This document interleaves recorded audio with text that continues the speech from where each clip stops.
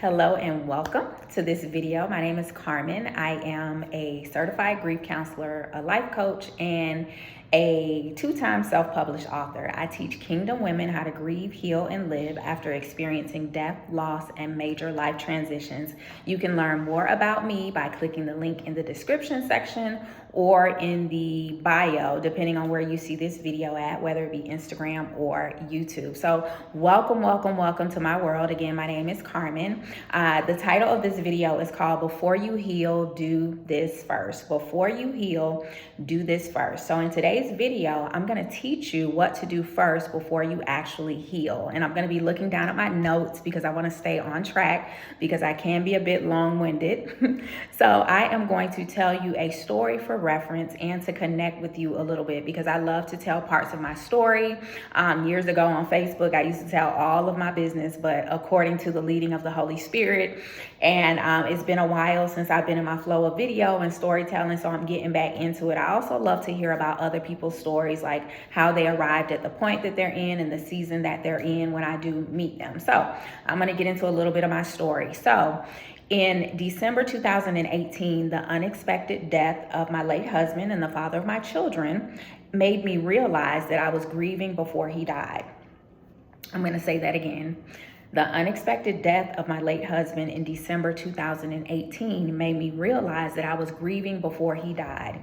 Yes, I had a husband. Yes, he died. He was the father of my children, my two daughters that are growing up right before my very eyes. But his death in 2018, it actually made me realize that I was grieving before he died. How many of you know that you don't just grieve people or the death of a person, you can grieve places, you can grieve things. So I was grieving my teaching career. I was grieving the lifestyle that my husband and I had previously lived when we had our house and our luxury vehicles. I was grieving my identity as Carmen, the woman, separate from Carmen, the wife, separate from Carmen, the mother.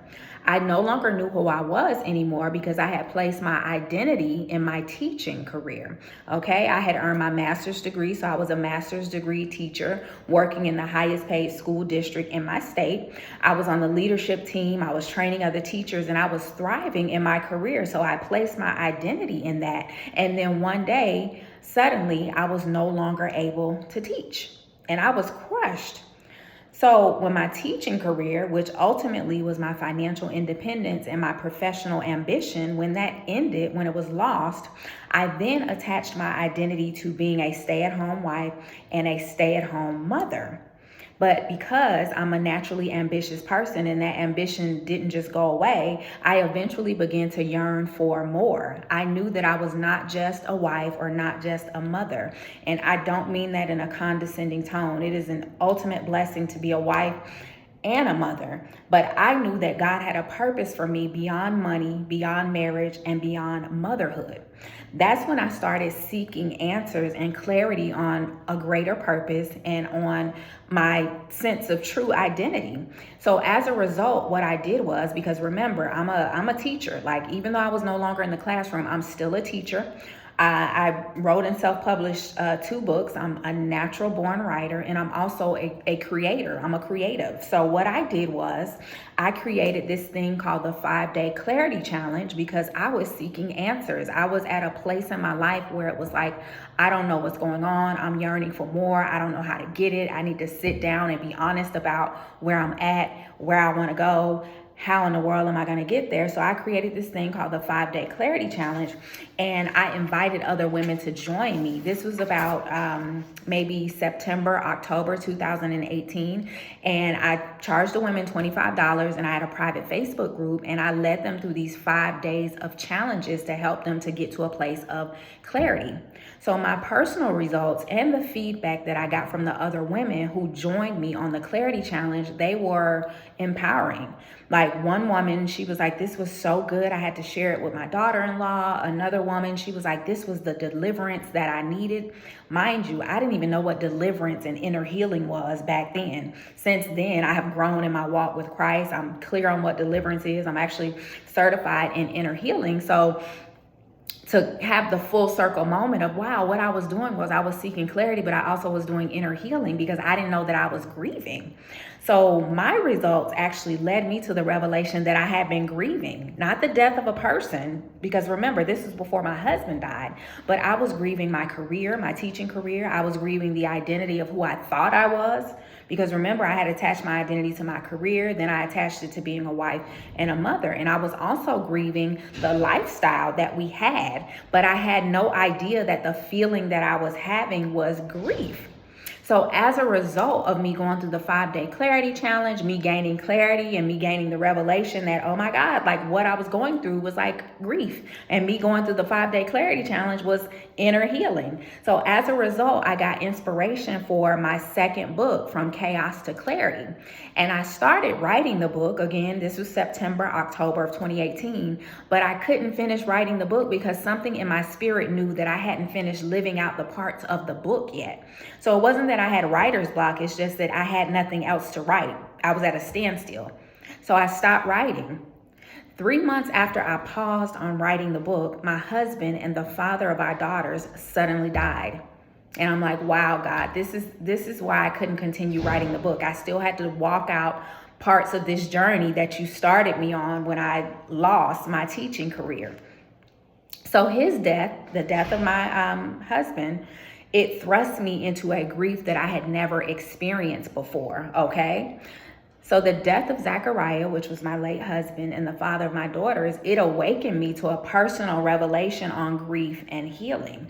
Again, we can grieve places and things, but when you're grieving the actual life of a person who has died, that's a different type of grief. So I got a personal revelation on grief and healing because my husband, the father of my children, my life partner, the person who should still be here right now helping me walk this thing out and make decisions for my daughters, he died.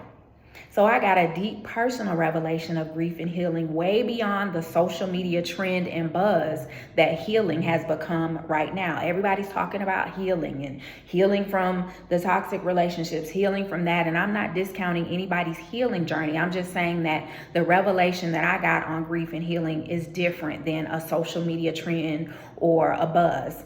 Which leads me into my topic or my lesson, if you will, for today, because remember, I'm a teacher.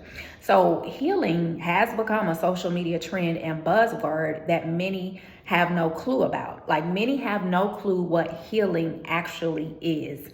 Many don't know how to access healing from a pure place the way that God intended. So to go back to the video topic, before you begin to heal, you must first grieve. I'm going to say that again. Before you begin to heal, you must first grieve. People talk about healing and it's this trendy thing, but before you even get to that point, you have to grieve. And that can be difficult because we live in a grief avoidant society. Many of us, if you're like me, you grew up in a grief avoidant household, a grief avoidant culture. However, before you can start the process and the journey of healing, like true healing, the way that God intended, you're going to have to grieve first. You must grieve the person that died if you experience the death of a loved one or a friend. You must grieve the thing that you lost, whether it was your career, your home, your lifestyle, your credentials. You must grieve the major life transitions that you experience. You must grieve selling the house that you love, that you built your family in. You must grieve experiencing the eviction from the apartment that you made a home. You must grieve the repossession of the luxury vehicle that you took pride in driving in. You must grieve suddenly having to move from one state to the next because your life was completely turned upside down. Those are all things that have happened to me personally on my grief and healing journey. But I'm saying to you who's watching this video, you must grieve all the people, all the places, and all the things. You must be intentional about this. You must feel all the feelings. Those of you who like to escape from your feelings and run away and put your mind on something else, you must feel all the feelings, okay? You must acknowledge all the sadness, all the disappointment, and all the heartbreak. You need to process how it made you feel without pretending that it never happened. I'm going to say that again because I feel like somebody needs that. You must process how it made you feel without pretending like it never happened, because it happened. You must grieve all the people, all the places, and all the things, okay? I had to say that again. So once you have taken the first step to starting the process of grieving and allowing yourself to grieve, because grieving is a process, it is a journey, it is not a destination.